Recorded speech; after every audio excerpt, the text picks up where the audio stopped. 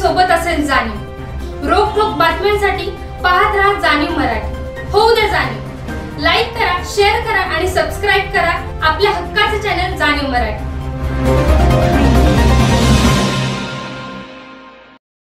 श्रीमंत छत्रपती वेदांतिकाराजे भोसले यांचं श्रीमंत छत्रपती शिवेंद्रसिंहराजे भोसले यांच्या प्रचारार्थ आगमन झालेलं आहे। त्यांनी साहेबांचं टाळ्या वाजवून या ठिकाणी हार्दिक स्वागत करावं।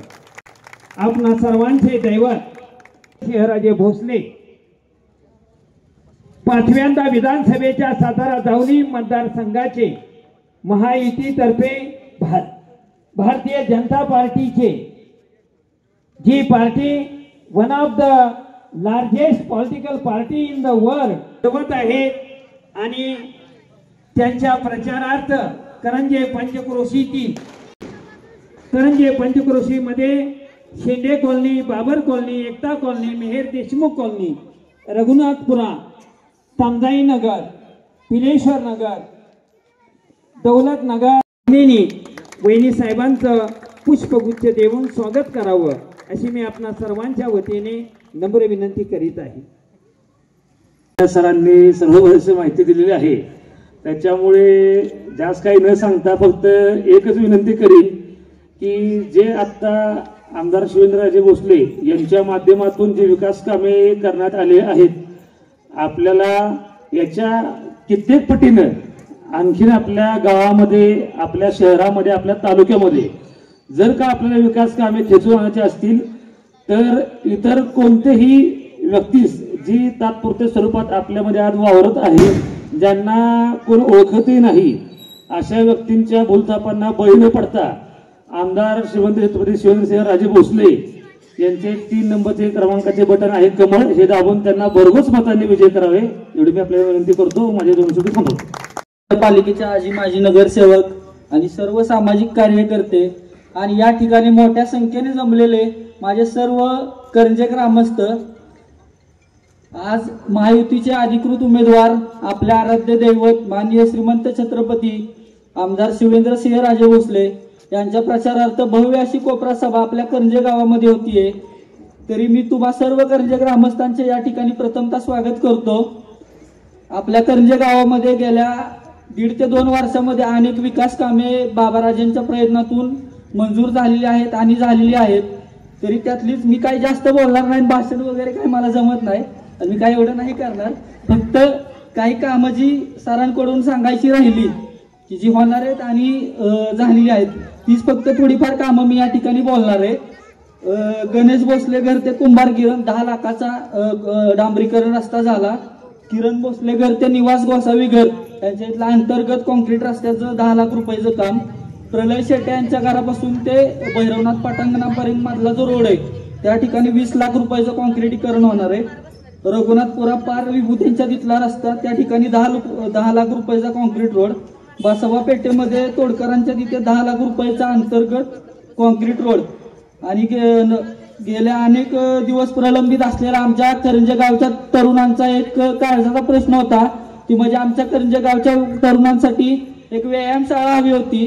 जी व्यायामशाळा होती ती फक्त एक 10 बाय 12ची रूम होती। कित्येक वर्ष झाले त्या तेवढ्याशा 10 बाय 12च्या रूम मध्ये आमच्या गावातले तरुण व्यायाम करत होते। एका वेळेला 5 ते 6 तरुणांचीच कॅपॅसिटी त्या व्यायामशाळेची, त्याच्यावर बाहेर थांबायला लागायचं पोरांना, टायमिंगच ठेवायला लागायचं, आता 5 जण नंतर 6 जण। ही मागणी फक्त आमच्या काही ग्रामस्थांनी महाराज साहेबांकडे एकदा केली की तरुणांना व्यायामशाळा हवी आहे। महाराज साहेबांनी लगेच फक्त सांगितलं जागा तुम्ही सुचवा व्यायामशाळेला।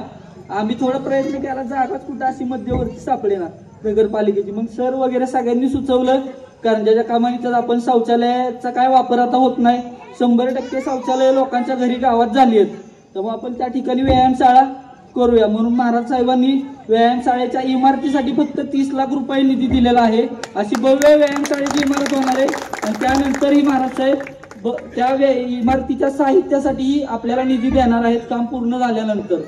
तर एवढंच बोलतो आणि थांबतो या ठिकाणी। आणि 20 तारखेला सर्व करंजे ग्रामस्थांनी 100%च्या मताधिक्याने महाराज साहेबांना कमळ या चिन्हासमोरील बटन दाबून 3 नंबरला मतदान करायचं आहे आणि थांबतो या ठिकाणी। काही गावावर प्रेम केलं ते आणि त्याच्या माध्यमातून जो काही निधी आपल्याला उपलब्ध झाला ते सांगितलं. आपलं लोकसभेच्या वेळीच ठरलं आहे, त्यामुळं मोठ्या महाराजांनी सुद्धा तेवढ्याच मोठ्या मनानं आचारसंहिता लागण्याच्या एक दिवस आधी आपल्या गावाला आणि आपल्या करंजे परिसराला 3,10,00,000चा निधी असा मंजूर केलेला आहे आणि त्याची प्रशासकीय मान्यता झालेली आहे. आपण आचारसंहिता संपल्यानंतर जशी ही कामं सुरू होणार आहेत तशीच या कामांमध्ये पण करंजे कमान अशी भव्य दिव्य आणि ऐतिहासिक लुक असलेली किंवा आपण जी थीम ठेवतोय शेतकरी बैलगाडी जोडी ठेवून तशी त्या माध्यमातून अशी एक थीम तयार करून त्या कमान चौक सुशोभीकरणासाठी 1,10,00,000 रुपये आपला जो बराच शेतकरी वर्गाचा प्रश्न आहे तो पानंद रस्ता जो जुना आरळे रस्ता आहे तो खडीकरण करण्यासाठी 60 लाख रुपये, करंजे गावातील अंतर्गत रस्ते डांबरीकरणासाठी 80 लाख रुपये आणि दौलतनगर परिसरातील अंतर्गत रस्ते डांबरीकरण करण्यासाठी 60 लाख रुपये एवढा भरघोस असा 3,10,00,000 रुपयाचा निधी आपल्याला महाराज साहेबांच्या माध्यमातून आणि आदरणीय बनकर साहेब आणि सर्वच सातारा विकास आघाडीतील आणि सर्व सहकाऱ्यांच्या वतीनं माध्यमातून आपल्याला तो प्राप्त झालेला आहे आणि त्याची कामं लवकरच सुरू होतील.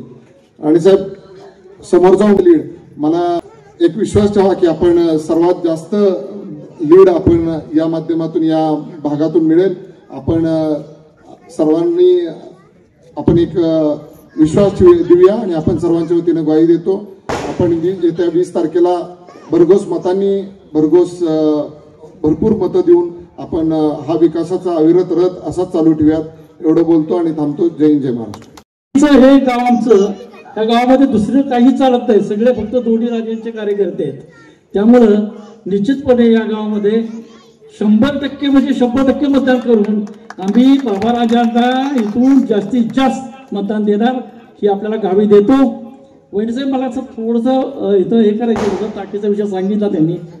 मी गेले 5 वर्षामध्ये नगरसेवक असताना माझ्या परीनं जे प्रयत्न करायचे ते खूप प्रयत्न केले.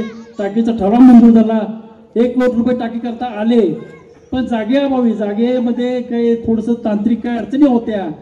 तुषार पाटील असतील, फडतरे सर आहे, जगोबा, त्याबद्दल महाराजांच्याकडे जाऊन वेळोवेळी प्रयत्न बी केले, पण थोडंसं काही तांत्रिक गोष्टी त्याच्यामध्ये अडचणीच्या होत्या आणि त्यामुळे ते टाकी काही झालं नाही. परंतु निश्चितपणे आता आमचे उपनगराध्यक्ष मनोज सेंडे आहेत, बनकर साहेब आहेत, आत्ताच मला त्यांनी सांगितलं आपल्याला जागेचं काम सुद्धा झालेलं आहे.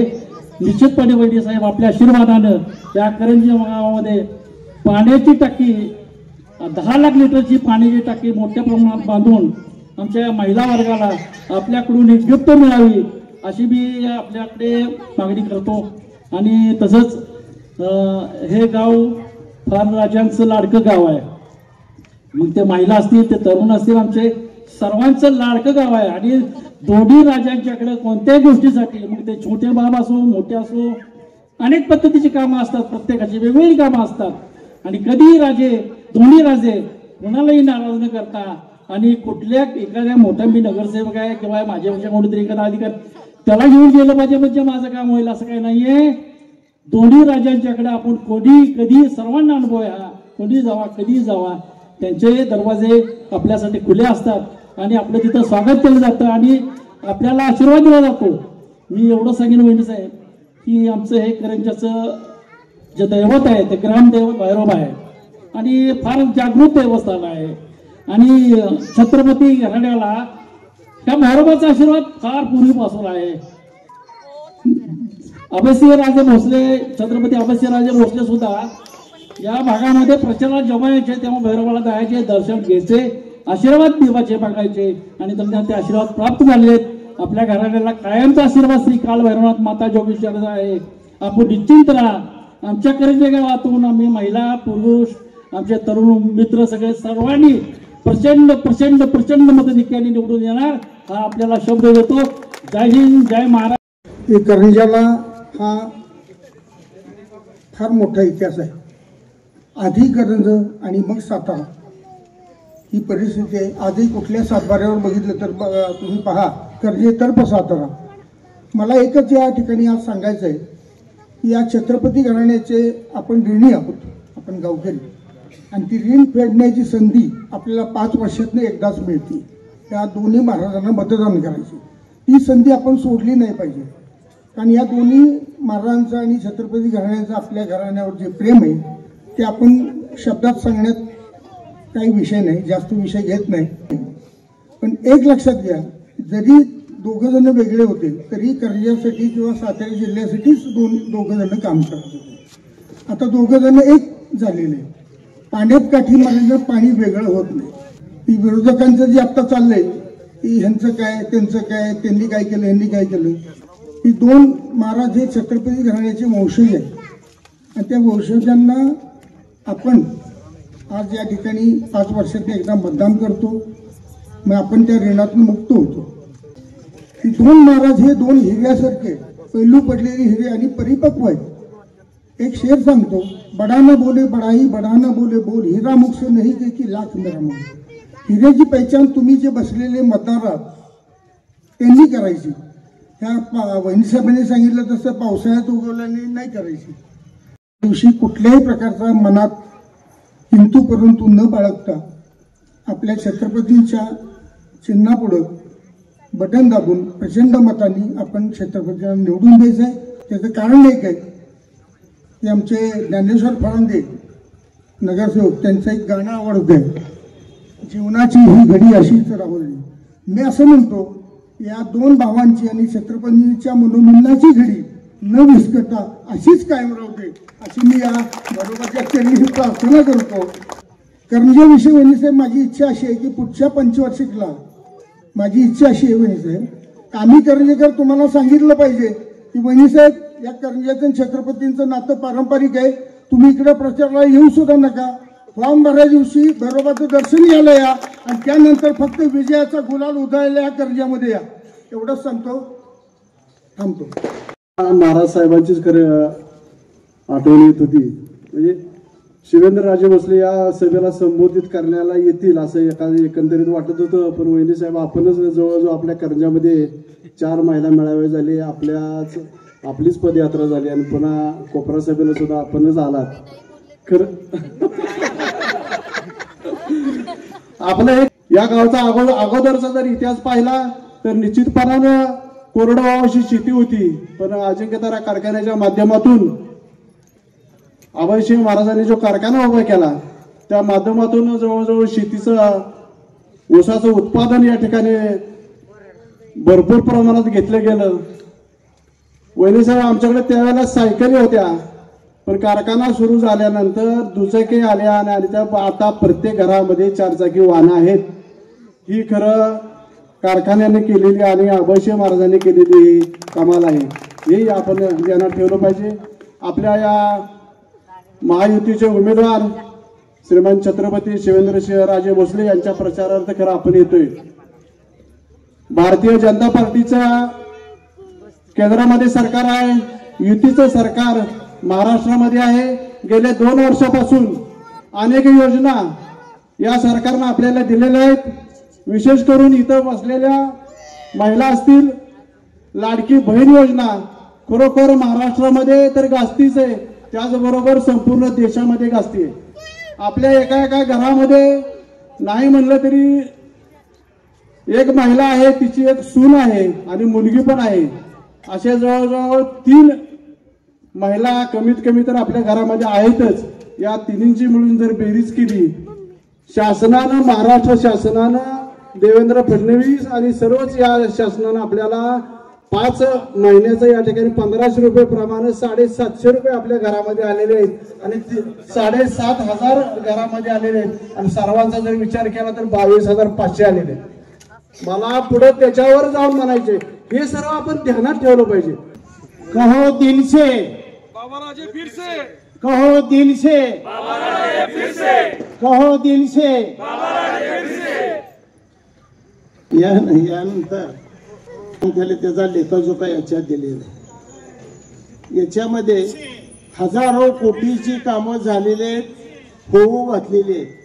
एकूण 42 प्रकल्प आहेत याच्यामध्ये. 42 प्रत्येकानं घरी जाऊन त्याचं अवलोकन करा, त्याचं वाचन करा. म्हणजे तुम्हाला कळेल की महाराज म्हणजे काय आहेत, काय चीज आहे. आणि कुठल्या ज्योतिषाची गरज नाही. काळ्या दगडावरची पांढरी रेग आहे. काय आबा? बाबाराजे हे महाराष्ट्रामध्ये 1 नंबरनं निवडून येणार आहे. याच्याबद्दल कुणाच्याही मनात शंका नाही. मी जास्त बोलणार नाही, वेळ कमी आहे. हा जर वेगळा विषय असला तरी माझ्या अगोदरच्या वक्त्यांनी बऱ्याच गोष्टींची या ठिकाणी माहिती दिलेली आहे. कसं होतं, आपल्याला ह्या सभेच्या निमित्तानं एक संवाद साधण्याचा एक निमित्त तुम्हाला मिळतं, ज्याच्यामधून तुम्हाला कळतं की आपल्या नेतृत्वानं आपल्यासाठी काय केलं. आज तुम्हाला माहित आहे की या भागामधला यापूर्वीची परिस्थिती काय होती आणि आता परिस्थिती किती प्रमाणात झपाट्याने बदलली. करंजे आणि गोडले असा वेगळा भाग नाही. तुमचा जसा नागरी वस्त्यांचा भाग वाढलाय तसा आमचाही वाढलाय. तुमच्या आणि आमच्या समस्या सारख्याच होत्या. ज्या गावात पार आहे त्या गावामधल्या समस्या ह्या वेगळ्या असतात आणि त्यांची वैचारिक बैठक सुद्धा वेगळी असती. काकांनी सांगितलेलं आहे. त्याच्यामुळे त्यांनी तो संपूर्ण जाहीरनामा वगैरे बाबांचा वाचलेला आहे आणि त्या जाहीरनाम्याचं खरोखर मी ही कल्पना सुद्धा आतापर्यंत कोणी मांडली नव्हती. काकांनी मांडली की जाहीरनाम्यामध्ये बघितला जात नाही, वाचला जात नाही. आपण बघणं अत्यंत आवश्यक आहे. कारण होतं कसं, आपण आपल्या शहरापुरता विचार व्यक्त करतो. आज बाबाराजांचं कर्तृत्व जर तुम्ही बघितलं तर सातारा आणि जावला हे विधानसभा मतदारसंघ एकत्रित आल्यानंतर जावलीमध्ये ज्या ज्या लोकांनी तिथं नेतृत्व केलं होतं त्या भागाचं जर आपण थोडासा अवलोकन केलं तर तुमच्या लक्षात येईल. कारण तुमच्यापासून जावलीमधला संपूर्ण भाग जवळचा आहे. बरीचशी लोक त्या भागामधली तुमच्या भागामध्ये रहिवासी आहेत. अपार्टमेंट्समध्ये असतील, बंगले घेऊन राहिले असतील, त्यांना माहित आहे त्यांच्या गावाकडे जाण्याचे रस्ते पूर्वी कसे होते, आज तिथली परिस्थिती आहे. त्यांच्या ठिकाणच्या पाण्याची व्यवस्था कशा होत्या, आज तिथल्या कशा आहेत. तिथल्या लाईटची व्यवस्था कशी होती, आज तिथल्या कशा आहेत. तिथल्या स्मशानभूमीकडे जाणारे रस्ते कसे होते, आज तिथले स्मशानभूमीकडे जाणारे रस्ते कसे आहेत. हे परिवर्तन कधी होतं, ज्यावेळेस नेतृत्वाला लक्षात येतं की लोकांच्या अडचणी काय आहेत आणि नेतृत्व ज्यावेळेस लोकांच्या मध्ये मिक्सअप होतं त्यावेळेस कळतं. आणि हे दोन्ही राज्यांनी हे पहिल्यापासूनच त्यांची संकल्पना आहे की राजकारण आपल्याला करायचं नाही तर समाजकारण करायचं आहे. आणि एवढं सर्व काम करून देखील सातत्यानं गेले 15 ते 20 दिवस झालं सातत्यानं 18 ते 19 तास कंटिन्यू दोघंही वहिनीसाहेब महाराज असतील, बाबाराजा असतील, लोकांच्या जनसंपर्क जातात. माणसं जनसंपर्कात कधी जातात, ज्यावेळेस तो काम करतो आणि काम ही माणसं बोलत असतं. आज बाबाराजांनी एवढा मोठा विकासाचा प्रकल्प संपूर्ण या विधानसभा मतदारसंघामध्ये उभा केलाय. एक वेगळा ठसा त्यांनी उमटवलेला आहे. तुम्हाला माहित आहे की ह्या भागामधल्या बऱ्याचशा समस्या होत्या. आपल्या आता त्यांना डॅनी म्हणतात सगळीजण, त्यांनी आम्हाला सारखे म्हणायचे पालखी मार्गावरचे ज्यावेळेस शासन काढते तुमची फिरती त्यावेळेस तिथं पालखी जाताना अडचण निर्माण व्हायची. आता अंडरग्राऊंड सगळे आपण केबलिंग केलेले आहेत. रस्त्यांचं चांगल्या स्वरूपाचं जाळं विणलेलं आहे. गटर्स तुमच्या स्वरूपातली चांगल्या स्वरूपाचे झालेले आहेत. आता राहिला प्रश्न होता तुमचा पाण्याचा. मला माहित आहे की ज्यावेळेस या भागामध्ये ज्या वरच्या कॉलनी होत्या त्या कॉलनीमध्ये ज्या पाईपलाईन्स गेलेल्या आहेत त्या पाईपलाईनला लोकांनी सरळ होल मारले होते आणि तिथून पाणी घेतलं जात होतं. पुन्हा ती होल रिकामी झाली की त्या ठिकाणी वेगळ्या स्वरूपाचे जीवजंतू जायचे. एक दिवस मी उपनगराध्यक्षांना इथं आलो होतो की भैरोबाच्या मंदिरामध्ये सुद्धा आपल्याला पेशंट्स ऍडमिट करावे लागले होते. अशा स्वरूपाची साथ त्यावेळेस आलेली होती. तर त्या गोष्टी टाळण्यासाठी आपल्याला टाकीची आवश्यकता होती. गेले 10 वर्ष आपण प्रयत्न करतोय पण या प्रयत्नाला यावेळेस यश आलेलं आहे. सातारा नगरपालिकेचा यावेळेचा होणारी दुसरी सुधारित विकास आराखड्यामध्ये तुमच्या भागामधलीच एक जागा आपण आरक्षित केलेली आहे पाण्याच्या टाकीसाठी. त्याच्यामुळे त्या आरक्षित जागेवरती या निवडणुकीची आचारसंहिता संपल्यानंतर तातडीने त्या ठिकाणी कामाला सुरुवात होईल. त्याचा निधी सुद्धा आपल्याकडे आहे. प्रश्न होता जागेचा आणि त्या जागेचा प्रश्न होता तो संपलेला आहे. त्याच्यामुळे त्याची कुठलीही अडचण येणार नाही. तुम्हाला या भविष्य काळामध्ये पुढच्या 1 वर्षभरामध्ये 24/7 या पद्धतीची योजना तुमच्या भागामध्ये कार्यान्वित होईल, ज्याचा फायदा तुम्हा मंडळींना होईल. फक्त ही पाणी जरी आलं तर पाणी गाडी धुण्यासाठी वापरू नका, काय पाणी अंगण धुण्यासाठी वापरू नका, पाणी पिण्यासाठी वापरा, रोजच्या आपल्या दैनंदिन गरजा भागवण्यासाठी वापरा. कारण एक लक्षात ठेवा, सगळ्यात मोठी समस्या पुढच्या 25 वर्षात निर्माण होणार आहे ती पाण्याची. आणि पाणी जपून वापरणं हे आपलं कर्तव्य राहणार आहे. त्याच्यामुळे या गोष्टीची आपण दखल घ्यावी. माझं काम आपण हलकं केलं असतं. काही आज पाणीच्या टाकीबद्दल प्रचंड त्या दिवशी चर्चा झालेली आहे, पण ऑलरेडी तुमचं काम झालेलं आहे म्हणून खूप छान. आता याच्या पुढं त्यातलं एक काम स्ट्राईक ऑफ करण्यात येईल. आपण सर्वजण इथं शिवेंद्रराजांच्या प्रचारासाठी एकत्रित आलेलो आहोत. खरंच करंजेत मला वाटते 4 महिला मेळावे आणि पदयात्रा झालेली आहे. जवळजवळ हाऊस टू हाऊस पदयात्रा झालेली आहे आणि बरोबर 7 मिनिटं राहिलेले 10 वाजायला, म्हणून जास्त सोपं माझं काम तुम्ही सगळ्यांनीच केलेलं आहे. केलेली कामं ही सर्वांनीच आतापर्यंत सांगितले, पण नुसतं करंजेपुरते आपली इलेक्शन नाही आहे, अख्ख्या सातारा जावली मतदारसंघाची आहे आणि ह्या भागात भरपूर कामं या पंचवार्षिकमध्ये करण्यात आलेली आहेत.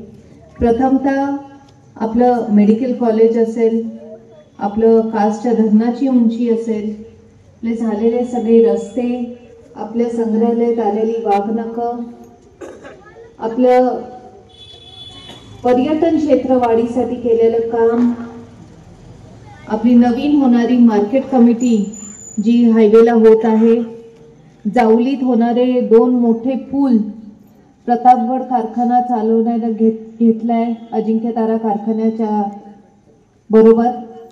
अजिंक्यतारा कारखान्यावर होणारी वीज निर्मिती, सूतगिरणीचे एक्सपान्शन, असे अनेक कामं या 5 वर्षात झालेले आहेत आणि पुढे देखील आपल्याला करायचे.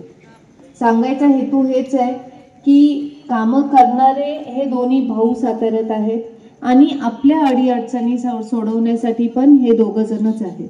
म्हणून कृपया कुणीही या इलेक्शनमध्ये आपलं मत वाया घालवू नका, तिसरं कुणाला देऊ. इलेक्शन झाली की लोक परत कधी येत नाहीत आणि आपल्या अडीअडचणीसाठी कधी नसतात. म्हणून केवळ इलेक्शनचा प्रचार करण्यासाठी मला तर वाटते बऱ्याच वेळा पिकनिकसाठीच येतात की चला आपल्याला उमेदवारी मिळाली आहे, थोडे दिवस आपल्या समोर पण जरा बँड बाजा वाजवून दे, आपण पण फटाके उडवूया आणि पिकनिक साजरी करूया. परत हे कधीही येत नाही. ही वस्तुस्थिती आपण वर्षानुवर्ष बघत आहे. कुणाचंही काम असलं तर दोन्ही महाराज कायम तत्परतेने आपली कामं करत असतात. आणि जसं मी दरवेळेस सांगते की शिवेंद्रराजे हे रोज 3 तास त्यांच्या ऑफिसमध्ये असतात, 10 वाजल्यापासून ते 1 वाजेपर्यंत. आणि ते म्हणतातच की ती माझी शाळा आहे. रोज सकाळी जाऊन तिथं सगळ्यांना भेटून आल्याशिवाय त्यांना पण चैन पडत नाही. तर आता ह्या विद्यार्थ्याला सातारकरांनी मार्क दिले पाहिजे. 100 पैकी 100 मार्क द्याल अशी मी अपेक्षा व्यक्त करते. भाजप पक्षाकडनं बाबा ही इलेक्शन लढतात. जसं उदयनराजेंनी मे महिन्यात भाजप पक्षा थ्रूच ही इलेक्शन लढले आणि यशस्वी झाले, तसंच आपण सर्वजण एकजुटीने शिवेंद्रराजांना देखील विजयी करा एवढी आपल्याला विनंती करते. भाजपनी जे काही सुविधा, जे काही योजना आणलेत ते महिलांसाठी, शेतकऱ्यांसाठी, तरुणांसाठी आणलेले आहेत, अपंग लोकांसाठी. भाजप पैसे मुक्तपणे वाटतंय असं विरोधक टीका करतात, पण माझं म्हणणं आहे सरकारचा पैसा आहे, विरोधकांचा नाही. मग सरकारने लोकांवर वाटला तर काय फरक पडला? कुठं बाहेर लंडनला किंवा अमेरिकेला नाहीच वाटत आहे. आणि काँग्रेसच्या काळात नेता असायचा, नेत्याच्या मुलाचे 4 प्रायव्हेट साखर कारखाने, पुतण्याचे 4 प्रायव्हेट शिक्षण संस्था. मग त्याच्यापेक्षा भाजपनी लोकांच्यात पैसे वाटले तर काय बिघडलं? तेव्हाच्या काळात नेता तुपाशी आणि जनता उपाशी. आता जर जनतेत पैसे जात आहेत तर एवढा त्रास का होतोय हेच मला कळत नाही. कदाचित त्यांना वाटत असेल की चुकून माकून जर आपण आपलं सरकार आलं तर आपल्याला पण हेच करायला लागेल, मग आपण तूप कसं खाणार, म्हणून ही कदाचित त्यांना खंत असेल.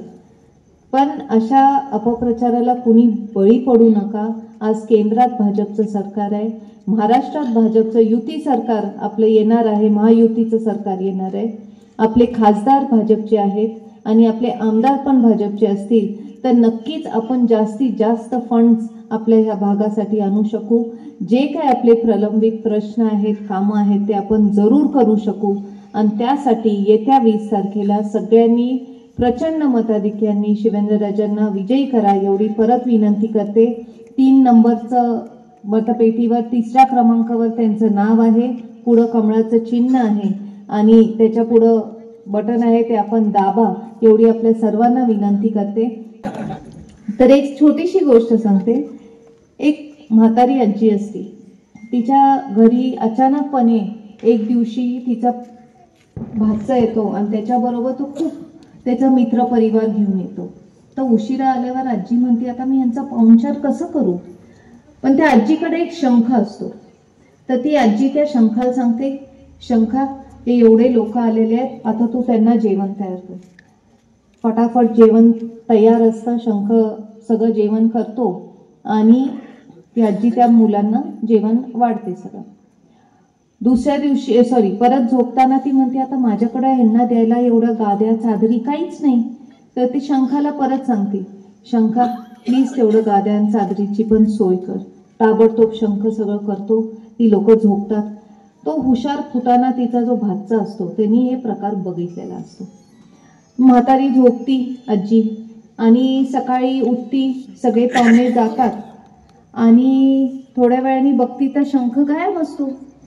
तर त्या भाच्याने तो शंख चोरलेला असतो. भाच्या फार हुशार असतो, फार खुश होतो. घरी जातो, त्याच्या आई वडिलांना सांगतो, बघा मी कसला शंख आणलाय आजीकडनं, आता आपल्याला काय कामबिम करायची गरज नाही, आपण जे काही शंखाला सांगू शंख आपल्याला दे. लगेच ऑर्डर सोडतो, शंख जेवण ताबडतोब पाहिजे बिर्याणीचं. काही हजर होत नाही, सगळं रिकामच राहतो. परत म्हणतो बरं डाल भात तरी दे, तरी काय हजर होत नाही.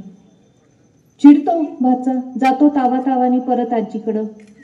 तिला म्हणतोय तुझा खोटा शंख आहे, तू म्हातारी खोटारडी आहेस आणि असं काही हा शंख देत नाही. म्हातारी म्हणती मी तुझ्यापेक्षा 4 पावसाळे जास्त बघितले, तुझ्यापेक्षा मी हुशार आहे. तुला जो ठेवला होता शंख तो खोटा होता, नुसताच वाजणारा होता. माझ्याकडे जो शंख आहे तो देणारा आहे. असेच हे जे परके लोक येतात नुसतं वाजवून जातात, त्यांच्याकडे लक्ष देऊ नका. आपला शंख वाजणारे 2 आहेत आपल्याकडं आणि तेच व्यवस्थित आपल्यासाठी काम करतील, एवढं आपण सर्वजण लक्षात ठेवा. आणि म्हणून येत्या 20 तारखेला आपण सर्वांनी कमळाच्या चिन्हावर मतदान करा आणि आपलं बहुमोल मत, सत्पात्री मत हे बाबांना द्या, एवढी परत विनंती करते आणि थांबते. धन्यवाद.